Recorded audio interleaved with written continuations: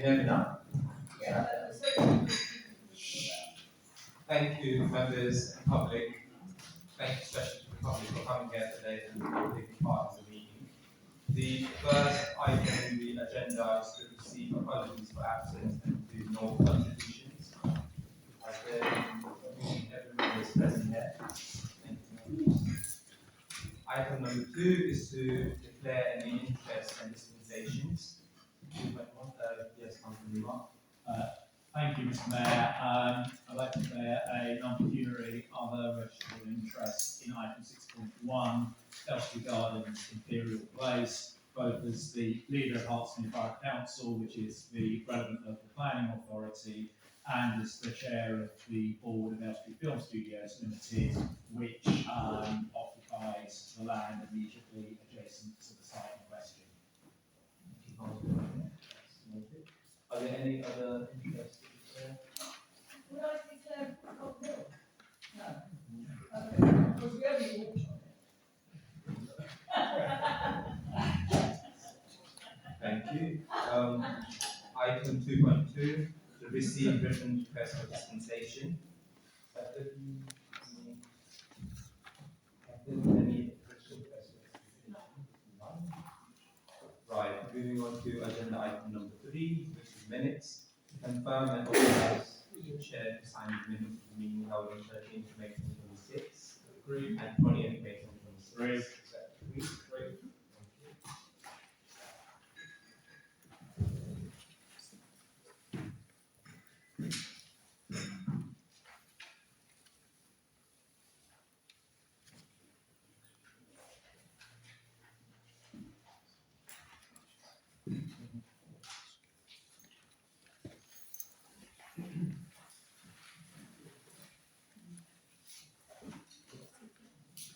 Moving on to item number 4 in the agenda, which is the clerk's report.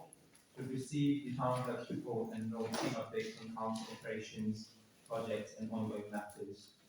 Great. Is that noted? Thank you, members. Item number 5. Yes, Councillor. Yes, Chair, can I ask a question, please, on the clerk report? Yeah. Please could the clerk and please could the clerk and the chair of the Environment and Planning Committee give us an update on the Section 62A designation of the Borough Council and what the implications are for this town council. We are a consultee, statutory consultee for planning applications, so what does that mean for major planning applications of this town council? So, excuse me. So the designation is subject to ongoing dates. Briefing packs will be sent out to all council members. As soon as we have enough information to give, we will give that information. Thank you. Item number 5 in the agenda, which is the public participation. To receive questions, statements from the public in relation to items on the agenda. A maximum of 3 minutes is allowed per person to speak, and the total length of the time afforded for public participation at each meeting shall be no more than 15 minutes, subject to an extension of this time, in exceptional circumstances being agreed by the chairman. Does any public members have any questions or statements that they would like to ask? Thank you. Item number 6 in the agenda, which is the Elstree Gardens Imperial Place.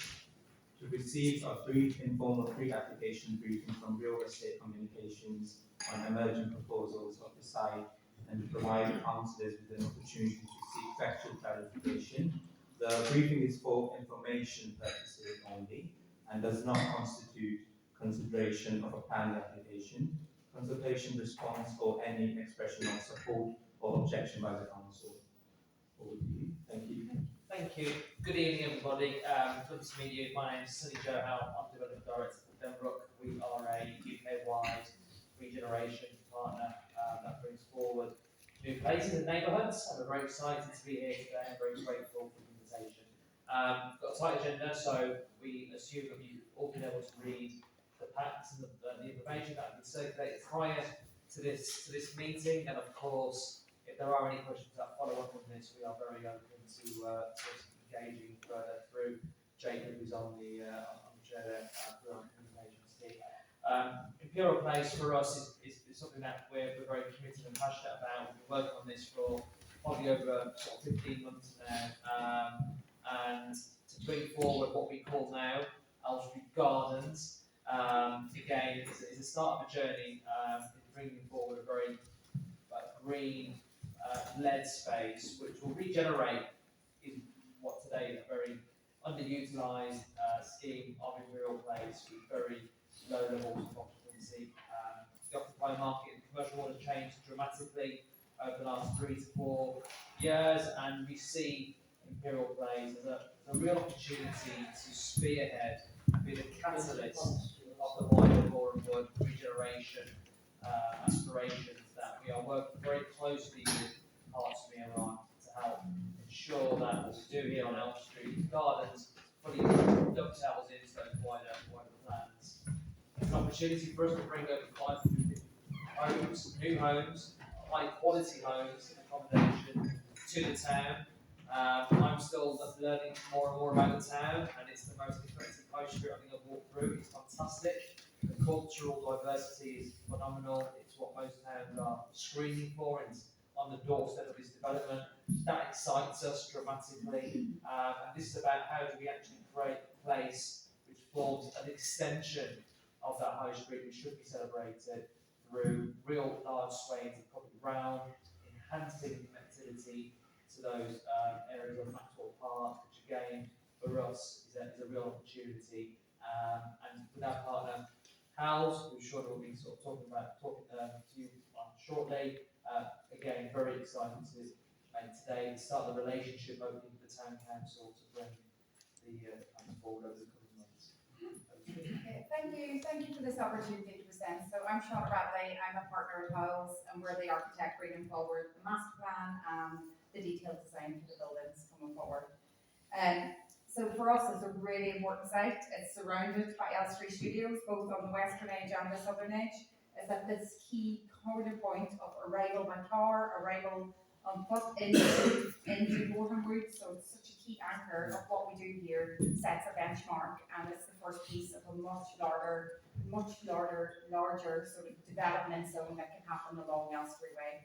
It's at the very end of the high street, so there's a slight gap where we've got the Tesco's roundabout, so how can we start to continue on that bit of active frontage? So our ambition here is to create a really sustainable and powerful neighbourhood that responds to Boreham Wood's really unique identity, which we love, and support that continued success of Elstree Studios. And very importantly, and most importantly, is to deliver the much needed homes. So why Elstree? Why Imperial Place, I should say? So the site is a very rare opportunity, as Sonny said. It's currently completely underutilised land.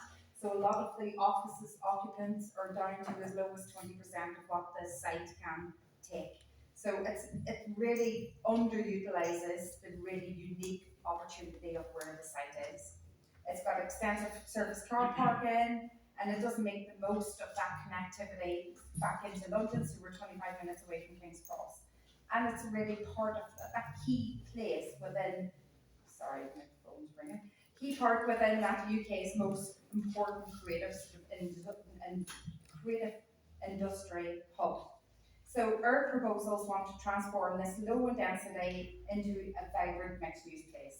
So as Sonny said, we want to do 550 homes of mixed tenure types and opportunities for young professionals, families, downsizers and affordable homes, all within this balanced, inclusive community. In the centre of everything is a lovely green heart of a mix between public and private spaces that starts to open up connections down Maxwell Road to start to deliver on a council's key ambition, which is to connect Maxwell Park up to Meadow Park. So it starts to provide that first strain of that green link that can start to connect the two. And a key principle of the wider master plan is to retain IP4. We've got about 100,000 square foot of office space there that can start to build on Elstree, and the creative hubs, the creative uses that might happen within it, and the car park to accommodate car parking spaces for our new residents, so it doesn't occupy the lovely green park that we've got. We want the Green Park to be completely car and vehicle free, and to really promote walk and cycling within it. But most importantly for me to finish is that we recognise that Elstree Studios is not just our neighbour. Elstree is a defining part of Boreham-Wood's identity and economy. So we want the master plan to reflect and accommodate all of their needs. So all of their operational needs, we're accommodating, we're talking through with them what they need from this site as well as what we're going to give back. So we want to provide an attractive setting for them, increase footfall, provide the homes around site where there is workspace and development within it, and really strengthen Boreham-Wood's reputation as a centre for creative industries. So the development complements and supports the studio's future, not just works against it. So it takes that completely underutilised land. So I'll close here now just to say it's not just about delivering 550 homes, it's about the transformation of our underutilised site into a distinctive neighbourhood and create a substantial new green space for public and for private uses within the homes that we're going to deliver there, and to support Elstree Studios. We want this to be an exemplar for brownfield project, right? This is why we're here.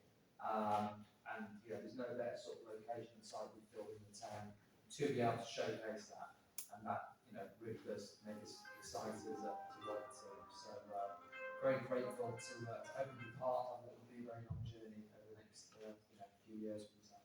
Thank you. Thank you very much for that briefing. Apologies if this was already answered. Can I quickly ask what percentage of the housing would be social and affordable housing? It's a very good question. At the moment, there will be a mixed use, mixed tenures across the 3 residential buildings. The percentage is yet to be defined, and we're working through with the Artsmere team in terms of getting that sort of crystallised. Thank you. Yes, Councillor.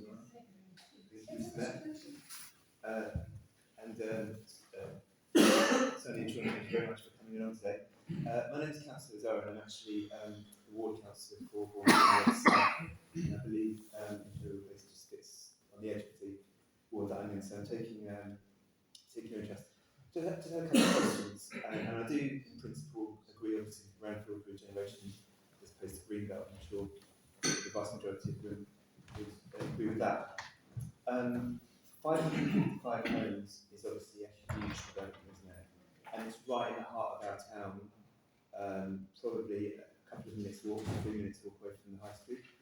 So our high street does get jammed in significant parts of the day, and we're talking about, I think as said on your on the website, we're looking at you're creating additional car parking space for about 800. So presumably that would equate to about 500,000 extra car journeys in our town every year. So given that, what thought have you given to mitigating the potential traffic issues that are created through the development? The second question, just very quickly, is I've seen that it's potentially 14 stories high. And would that not potentially block out the light for residents on Maxwell Road across the house, Affinity Place and Elstree Way, and potentially as far as Bullhead Road? Thank you. Yeah, so on the transport piece, we are all over this in terms of how this may influence those journey numbers. Even though I think the intention is to provide the allocation which is akin with this sort of scale residential proportion. The intention will be actually to promote more e-mobile mobility for the residents, and that's through car share schemes. It's through a very high provision of cycle parking as well, which does physicality up here. We know that at the moment, it's a very cultural thing, people wanting to have a car and being used to a car, but we are seeing that shift generationally. I think because of the connectivity here, from a walkability perspective, we don't see that pressure coming through into the high street, and that will be supported by a transport statement and assessment as part of the application. And then, do you want to look at the Yeah, so as part of all of this, we will be submitting a full environmental impact assessment, and transport will be part of that as well as daylight sunlight. The massing of the scheme, I know this is a very small image, but it does do 14 stories along Elstree Way, and then steps down to 7 stories right next to the rear of the site. And that's all done intentionally to get as much light as we can into the garden space that we've got and keep the height where it's going to overshadow really Elstree Way and not the dwellings opposite. We do know that Hertzmere, the council building, is bookmarked also for development, so this is the first piece of a much larger puzzle on what's going to happen along Elstree Way. And I'll just support everything that we're doing as going under through overshadowing, daylighting studies, so all of that will be supplemented within our application. Councillor Conlon. I'm so sorry, I'm very hard of hearing, so I didn't hear all of what Dan said to you. So I'm just going to ask you in plain English. 555 houses, how many and 14 stories high, how many social houses? I didn't hear you see what you said. Okay, How I many think we social answered houses? the same question. Yeah, can you maybe speak into a mic? I find it really hard to hear that, honestly. I'll come to the middle. Thank you. At the moment, there is a full intention to provide a level of social homes within the site. The exact percentage of that is undefined as we stand here today, and we are working with the Hertsmere team to understand what that looks like. We have to assess the impact on overall value, development viability alongside that, and that's very much not been sort of fully teased out yet. But once the application is submitted, all that will be obviously enclosed in terms of what those levels look like. Okay, thank you. It's still evolving. I'd like also to say, I'm actually delighted with this, I have to, and I'm telling you why. It's, you're not building on my piece of greenbelt land. So thank you. You're welcome. Can I ask myself, Councillor Beaver? I'm a council Simon Woodruff. First of all, like Councillor Parnell, I'm really pleased that this development is taking place on brownfield sites, not on greenbelt or this fictitious grey belt, we understand. Two questions. First of all, I note that you're building 555 homes and you'll be providing just over 442 car parking spaces. So there will be a deficit of 100 spaces. We can't be guaranteed how many cars there will be in development, but I feel that it would be nice if there's at least one car parking space per apartment. The other thing I want to say is the access road, Maxwell Road, is a really narrow road. So I'm interested in whether there be improvement road wide and accessing the road improved. And my third question, what particularly interests me, is cycling. Cycling position in this town is appalling. It's really, the cycling is dangerous, they're badly designed. The greenery is not trimmed, so cyclists can't really cycle in the cycle paths, and it's dangerous. So what is your development going to give any money or do anything in terms of the infrastructure in the town, especially to cycle from that development to Shenley to the station? There is no cycle path all the way. It literally stops outside the Elstree Studios, and then bikes have to manage down a very narrow Shenley Road and take their life in their hands as they're cycling up to the station. So I would like to see your company potentially paying for upgrading the cycle route between your development. And I think that's a very, it's a great point. I think that falls into the general 106 contribution discussion as well. You know, how can we work with Hertsmere Council to tangibly demonstrate that those contributions going back in to the, into the actual, not the development, but the infrastructure to support that wider town regeneration ambition, which is absolutely the case. Also, from a cycle perspective, we've got over, I think, 650 car park cycle spaces allocated within the site as well to help really drive that behavioural change and support that more sustainable ways of travel. That's important. The ratio to parking is around 0.72, which again is very akin. In fact, it's higher than some of the precedent schemes that we've delivered previously in other towns, but also I've been living in areas of St Albans, Watford, and Red Cross. So again, and it's fair to say we're working with the council as to what they think is the right appropriate number. absolutely. It's almost like they want to try and promote the mindset of less car use and more active travel. So it's finding that fine balance. And Maxwell Road? So Maxwell, we are in direct dialogue with Hertfordshire, County Council as well, because obviously they have the adoption rights on that road. We've spoken about with them already, you know, the utilisation of some of the disability bays that are on there. We also are very acutely aware of the congestion that gets created on weekends with the mosque down the bottom. So, and with Elstree, with the Strictly Conducting, you know, seasonality. So we have already started that engagement in terms of what that road widening could look like. How can we sort of slow down the road as well so it's more pedestrian friendly? So And all you can those. see the nature of the footprint that we're proposing, we've actually pulled the buildings away quite Yeah. substantially away from Maxwell Road.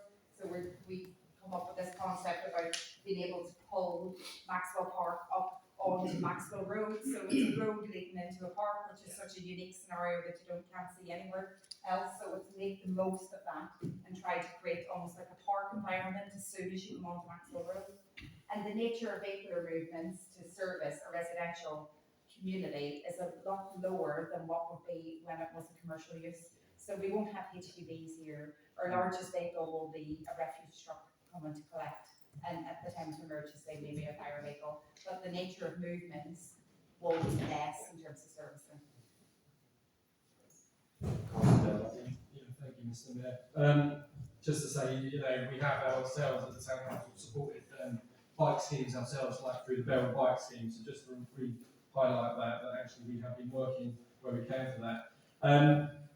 Touch upon what you just said about the cars and the movement of vehicles as well. I mean, I wasn't aware until I was a county councillor originally about the impact of raising the road to the same size of the curb and actually how that impacts on pedestrian safety. It actually improves it, which until seeing the figures and data, it's quite interesting. So I'm pleased to see that that's something you're trying to do within that development. And I'm also pleased to see you trying to claim back green space wherever we can in these type of developments. I think that's really important.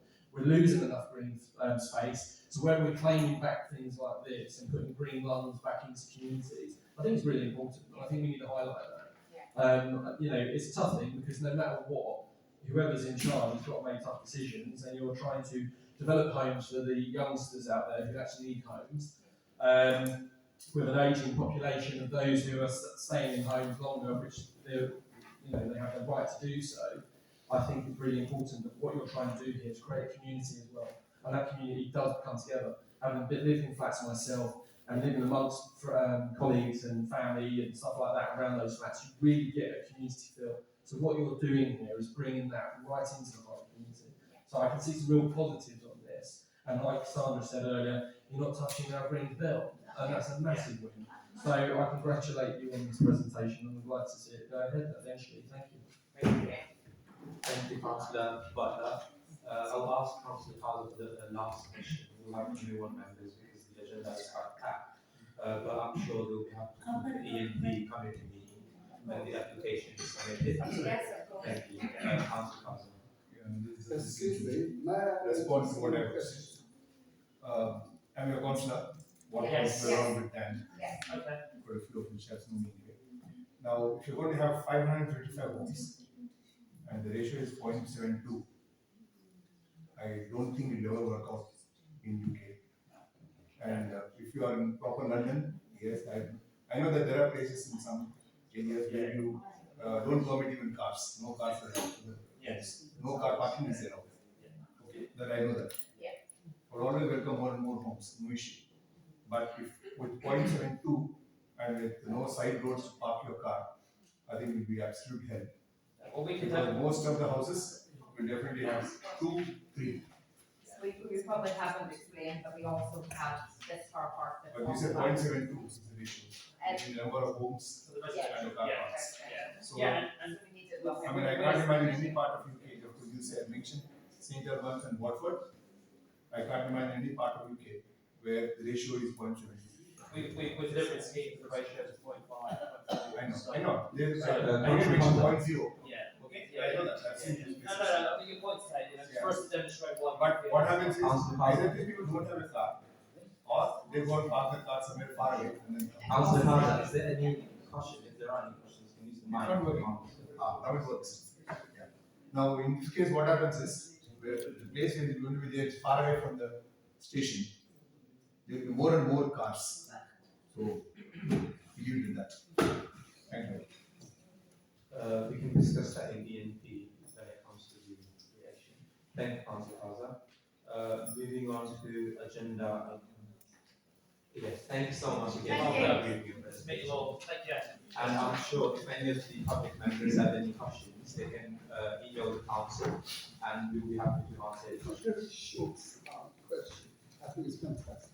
All I was going to ask, medical facilities are on the I do apologize, the public participation has been finished. But you can, yeah, I will be happy to talk to you after the council meeting finish. And we'll be happy to answer any questions that you may have. Thank you. Moving on to agenda item number 7. To note the minutes of committees and subcommittees signed by the respective chairs as follows. And the Entrance Committee, is that noted? Is that noted, members? Yeah, great. Thank you. Moving on to item number agenda 8, which is audit. 8.1 to receive and note the annual internal audit detailed report for the year ended 31st March 2026 and consider recommendations. Is that noted? Yeah, that's it. Thank you, members.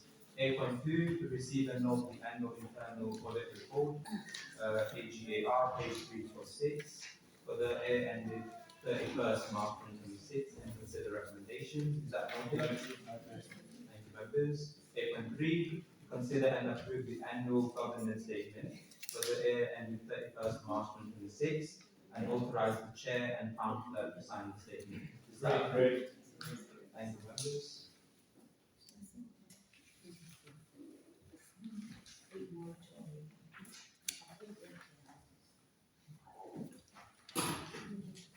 Item number 8.4, consider and approve the accounting statements for the year ended 31st March 2026, noting that the responsible financial officers has signed the statements and authorized the chair of the meeting to sign the statements. Is that Brilliant.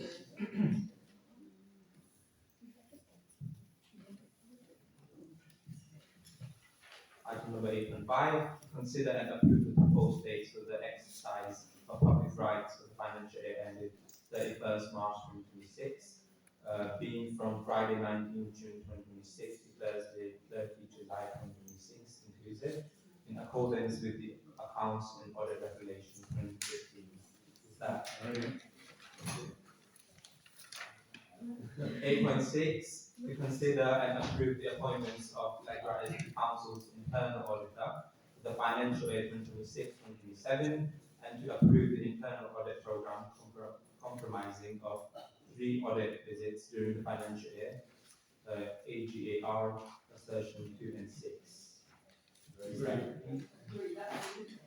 Thank you, members. Item number 9, which is the committee membership and political balance. 9.1, to consider the application of political balance principles to committee and subcommittee appointments. Attached page 34 and 35. And agreed? Agreed. Item number 9.2, resolve the membership of each committee and subcommittee for the remainder of the municipal year. Yes, Councillor. Thank you, Mr. Mayor. With agreeing 9.1, we have to move some members around a little bit just to go over the political balance that we just agreed. So on General Management Committee, Councillor Zaro will be replaced by Councillor Carter, and on Entertainment Committee, Councillor Zaro will be replaced by yourself, Mr. Mayor. And on the transports, no, not that, but I'm doing that GMC, apologies. And the cultural strategy working group, excuse me, the Hartsmere Borough Council have a cultural group, so we're going to remove that working group and we're going to put a councillor from this town council onto that working group, which we would like to nominate Councillor Parnell to that position. I think that's all of it. Mr. Mayor, thank you. So we'll take each of these as a single vote. If members are happy with that, all those 4 can be. All those in favour?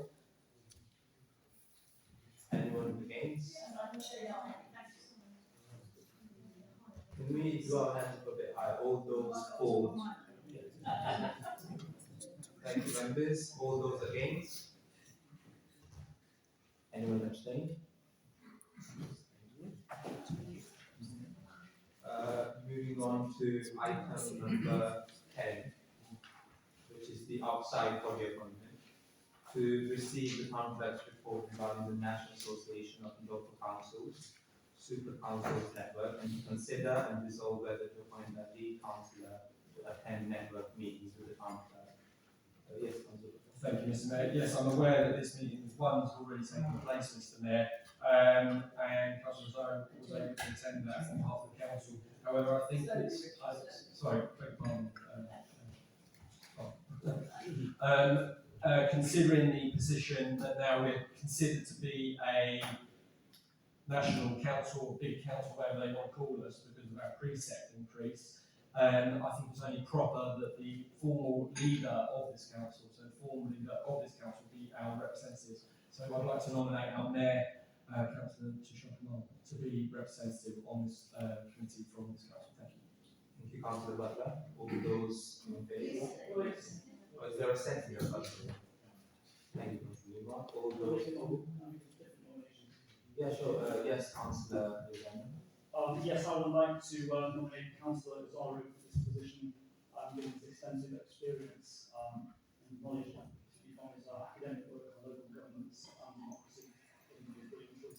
Is there a seconder? Thank you. We're going for vote now. So those, all those in favour of voting for me, can we put our hand up? So all those in favour of the representative.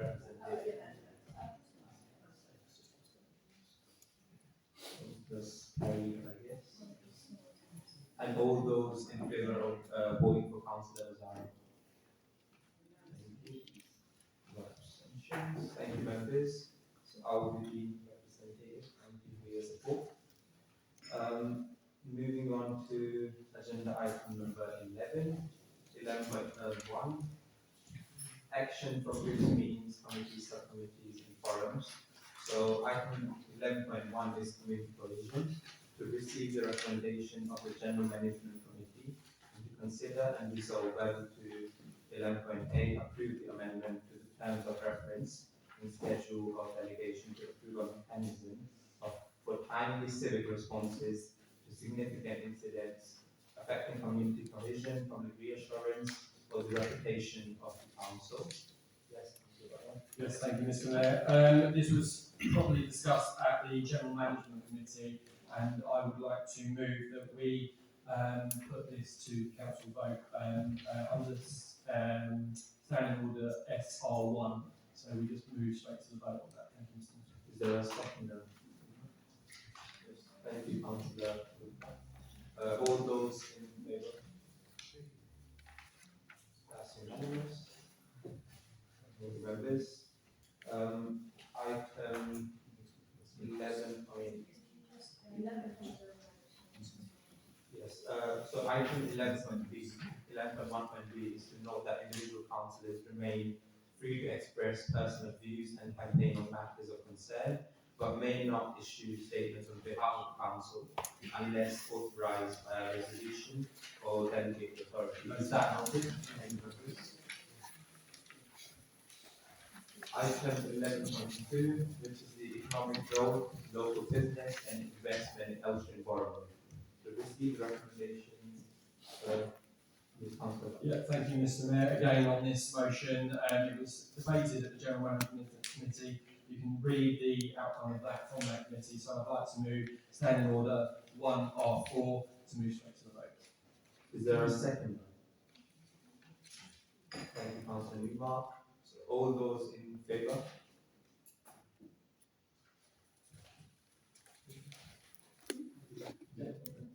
All those against? Anyone abstaining? Thank you. Item 11.3, which is the lump sum review. That was the vote, so whether to move straight to the vote. We might actually voted on. We voted, it's SR1 on the standing order, move straight to the vote. Yeah. So that motion's just been, it was debated at the general manager, so now it's just. So we support the motion. Yeah, Oh, you the support one that the was out, motion. Yeah, we would like to say something on it, but that's okay, we support the motion. Don't disagree. Okay, that's fine. Thank you, members. Item 11.3, which is the local government reorganization, community assets and local stewardship. To receive the recommendation of the GMC following consideration of the original motion submitted, attached in pages 41 and 42, and to consider and resolve whether to adopt the revised recommendations relating to local government reorganization, community assets and local stewardship. Yes, Councillor Ozaro. Thank you, Mr. Mayor. So a few words in support. Go ahead. Dear friends, just to explain, especially for the audience here, the English Devolution and Community Empowerment Act was recently passed in Parliament with the aim of devolving power and ownership of assets to local communities through directly elected mayors or through the introduction of legislation such as Community Right to Buy. As part of a national wave of similar changes, Hertfordshire Borough Council and Hertfordshire County Council are expected to be replaced by a new unitary authority structure, the final form of which is yet to be determined. The Act provides for the transfer of associated property from principal authorities like these, HBC and HCC in our case, which currently own an array of assets such as parks and green spaces, community halls, heritage sites and libraries, and to transfer those to town and parish councils. The unit of governance that is of course closest to communities, closest to neighbourhoods and closest to where we are, therefore allowing them to remain in public hands rather than to be sold off to the private sector for profit.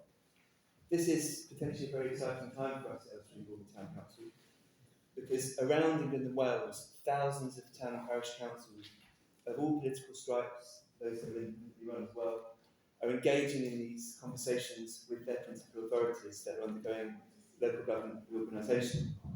They're having positive and fruitful discussions to negotiate the transfer of these assets to town and parishes, in some cases supported by transitional funding arrangements.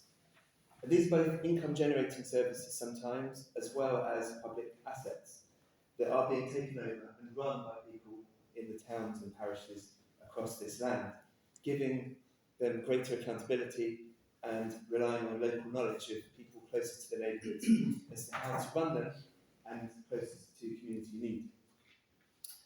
And one of the great things about this is that under the Local Partnerships Guidance 2026 on planning asset transfer, and that is a body that is supported by Her Majesty's Treasury and the Local Government Association, they recommend that decisions around asset transfer should balance financial value with social and community value, often making them a highly cost-effective way of them being taken under the control of town and parishes, and also incorporating the importance of social value that Jeremy and others have been supporting so much recently in recent weeks, especially around Wimbledon Football Club.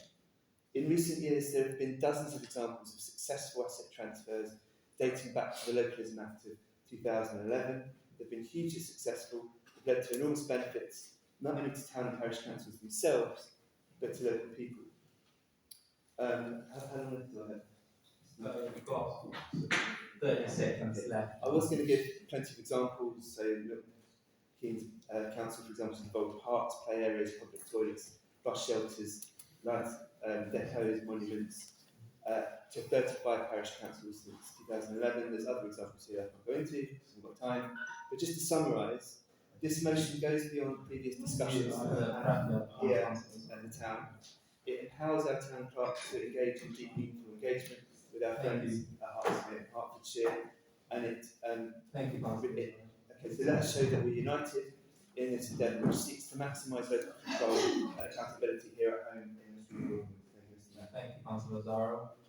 Yes, Councillor Butler. Thank you, Mr. Mayor, and I appreciate the motion that's been put to the committee, the full council tonight, which was debated fully at GMC the other evening, and as members of the public and members here can read tonight, the council resolutions are action on the paper in front of you. I'd like to move that we go to the vote again using standing order 1R4 and just move straight to the vote. Thank you, Mr. Mayor. Thank you, Councillor Butler. Is that seconded? Thank you, Councillor Pooja. Yeah, so this is a vote on whether to move straight to the vote. All those in favour of moving straight to the vote? Can you, that's unanimous. So now we'll be voting on the recommendation. So all those in favour for the motion? That's unanimous. Thank you, members. Moving on to item 11.4, which is the Woodcock Hill.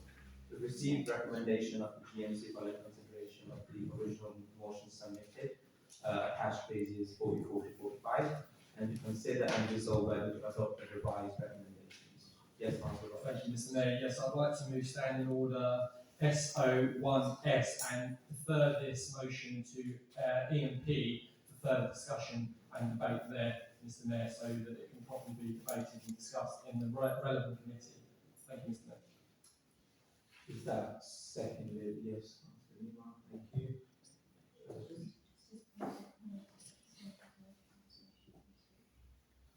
As a point of clarity, is Councillor Parnell's motion? Well, I was actually going to read out recommendation of the General Management Committee and just this little bit, but okay. Okay, the council recognises the concerns raised by residents. What? The mic? Yeah. Everybody I can hear my hear you. voice in London. Okay, so do I need to read this out because You can read what you like. Okay. Everyone's got that. Because I have something to speak to people that are. Do what you like. Okay. The council recognises the concerns raised by residents and councils regarding activity in Woodcock Hill Fields and the importance of protecting valued local green spaces, including the protection contained within the Elstree and Borewood neighbourhood plan. The council therefore resolves to note the actions already undertaken by officers under delegated authority, including correspondence with the relevant statutory authorities regarding planning, access and associated matters. Reaffirm the Council's support for the protection of Woodcock Hill Fields and the relevant policies contained within the Elstree and Borewood neighbourhood plan. Note that the matters relating to planning enforcement, public rights of way and ecological regulations are the responsibility of the relevant statutory authorities, and the officers will continue to monitor the positions and report any significant developments in the appropriate committee. And that's E&P, that's okay, environment and planning. However, ladies and gentlemen, can I just read this? First of all, Councillor Graham Alexander put a proposal together. He did a great proposal, but it was just too long for me to read. So please forgive me, so this is what that came about. This is not for the people in the public, the residents. As many of you know, I've been involved in efforts to protect Woodcock Hill for a very long time. Pat Strack, Clive Hutchins, and Yvonne, and many volunteers for a very long time. Pat and I spent 30 years of this, and 20 years, it's made us 20 years older at this point. I'm still passionate about Woodcock Hill, and so is the council. They've all the way along, they've agreed with everything we've done. Unfortunately, it has gone. They've got it, and you need to know the truth. It's gone. However, I think, or we think, we can maybe do something with Taylor Wimpey. This is just my thoughts now. Taylor Wimpey, maybe have some sort of garden, some sort of something there that we will approve of. And I think if we fight with them, I think we won't get what we want. So the principle of development of Woodcock Hill has already been determined. Really, planning and special. We can appeal and we'll waste our money, I think. And Pat, you're here, and I would love to fight it with you, but I don't know what to fight anymore, honestly. So I would like to, all of you, to try, and we've used it, we've walked on it for 30 years. We've had a fantastic time in 30 years with all the beautiful flowers and everything we've enjoyed, sitting on my late husband's bench on the top of the hill, has been wonderful. But we've got to say that we've had our time, and this is what's going to be, and we need to enjoy it, please. I think in the next few years. Thank you, Thank you. Councillor. Thank you. Councillor Graham. Thank you, Mr. Mayor. So can I just say, firstly, it's genuinely heartening and heartwarming to see so many people here tonight. Your presence shows just how strong the feeling is in our community about protecting Woodcock Hill, this precious green oasis on our doorstep. Thank you for coming along and making your voice, our voice, heard. When we come together like this, our voice cannot simply be brushed aside. Woodcock Hill, as Councillor Parnell said, is a very special place. It's a village green, a historic site where the beacon has been lit for centuries, going all the way back to the Spanish Armada. It is a designated local wildlife site, recognised in our neighbourhood plans as a natural asset of real importance. It offers long-distance views across the parish, views that residents have repeatedly told us give them a sense of openness in an increasingly urbanised area. It is a public asset, free for everyone to enjoy, especially important during a cost of living crisis. A place where people walk, breathe, meditate and spend time with their families.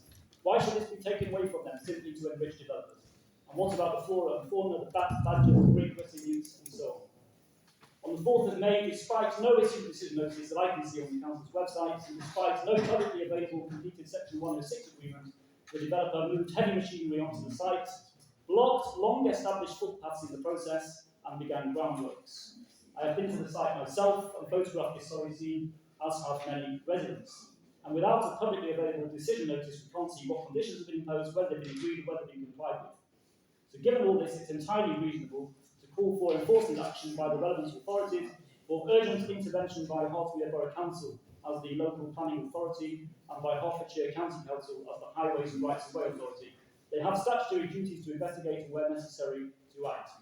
I also want to place on record my thanks to our town clerk.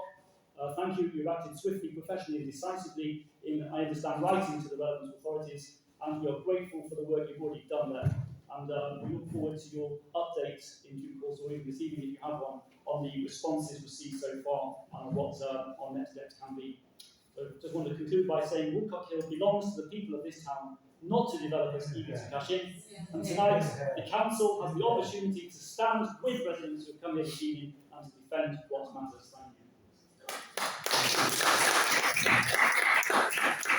Thank you, Councillor. Councillor Butler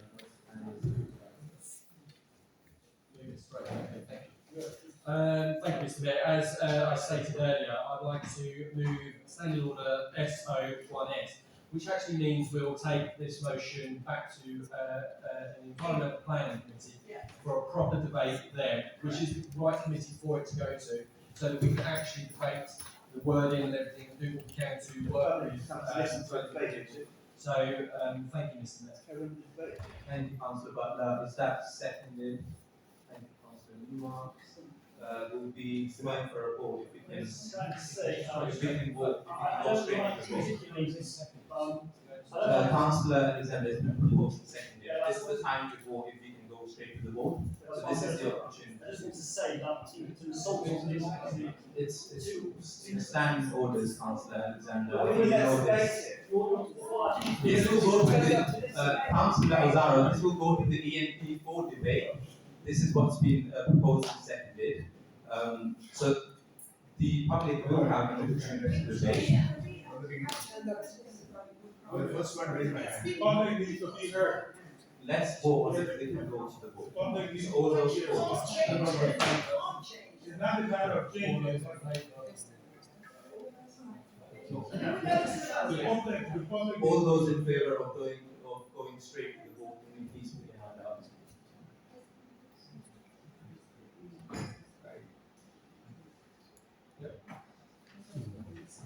All those not in favour of going straight to the vote. Democracy, discussion and debate. Yeah, as Councillor Butler said, they will go into ENP for members to come and debate.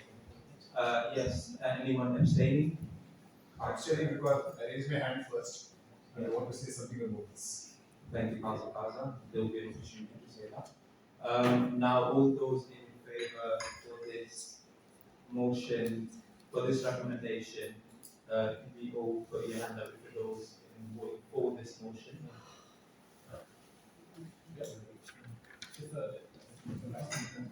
All those against this motion, abstaining?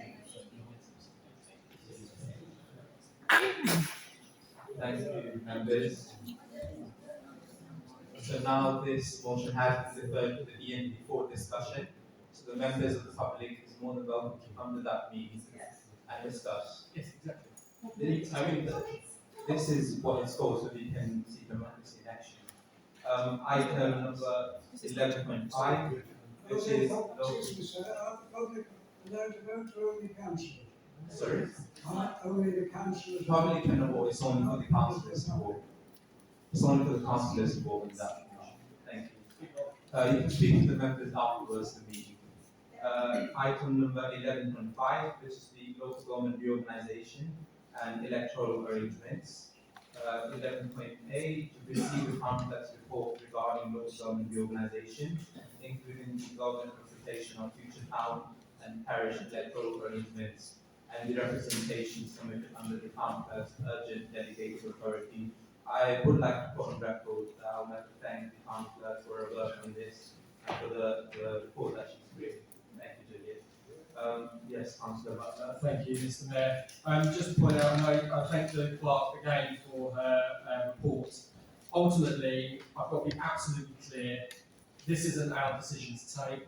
We can't extend the lifespan of this authority. We can't call the election now either. The election date's set, so we can't do anything other than see what happens from the powers above. So they've asked us for our view, but ultimately we could tell them everything we want, but it ain't going to happen. So, you know, this decision's out of our hands, and that's it really. So anyway, over to you, Mr. Mayor. Thank you. Thank you, Councillor Butler. Councillor Cooper, Mr. I just wanted to refer back to the previous motion. Would you like to inform members of the public when the next environment will For be? the actual debate. Thank you for that suggestion, Councillor Cooper. Now, the next EMT meeting was. We'll do that in a minute. So till the. So we're just finding that out and we'll notify the members whether the next EMT meeting is. Till then, Councillor Ozara, can you have your hand up? Thank you, Mr. Mayor. Just to point out something very important that members of the public need to know, which is that in the report that the clerk has finally put together, it says that the town council's representation supports the option for town and parish elections to take place in 2028, and this was agreed by a vote of 3-2. Now, in practice, if this went ahead, it would mean that in reality, the elections that are due to take place in May 2027 would be suspended until May 2028. And I see some surprised faces over here because it's all being kept rather under wraps. Councillor Alexander and I would like it minuted that we were the two at General Management Committee who opposed this because we believe that the suspending of our 4-year mandate and effectively self-appointing ourselves for an additional year undermines local democracy and harms the reputation of local councils and councillors in the public's perspective and what they can see. This is Hartsmith First position. We believe in local democracy and transparency. Thank you, Councillor Ozara. I think Thank you. It's just to confirm that yes, it will be reported in minutes, and also there was a request in General Management Committee that was a recorded vote as well, so it will appear in both sets of minutes. Thank you, Gillian. Yes, Councillor. Thank you, Mr. Mayor. I wasn't part of that decision and didn't vote either way. But I think it's worth pointing out that you've only been given half the story because the consultation was very clear, which is that if elections happen in town and parish councils in 2027, they will effectively still lead to an extended 5-year term of office because the elections will be brought into alignment with the elections to the new unitary authority. So the actual choice is between an administration and a set of councillors with an already established democratic mandate continuing for an extra year, or creating a new democratic mandate and giving that administration, say, town councillors, an extra year. So I think that when people talk about democracy and transparency, they should give the full picture and not just part of the picture. The choices between extending the life of one democratically elected council or another, either way, there will be an extension in order to bring elections into alignment across the borough, which I personally believe is the right thing to do, because the cost of holding elections is significant, and actually not bringing them into alignment would mean that the parish and town councils, like Shrewsbury Wood Town Council, would have to spend a significant five-figure sum on running its own elections, rather than being able to benefit from the savings that consolidating those elections at the same time as others. So we must also be conscious of the impact upon the council taxpayers' purse. So by all means, have the debate. I don't have a view on whether it should be this lot extended or the next lot extended, but let's have the debate in full possession of all of the facts, rather than have people trying to pull you all over the public's eyes to make political points. Mr. Mayor. Thank you, Councillor Newman. I think Councillor Parnell was next. I'd ask that no, Councillor Lowry, we'll get your turn to speak. I think it's not very nice to speak about fellow We'll councillors. get your turn to speak, Councillor Lowry. Councillor Parnell was next.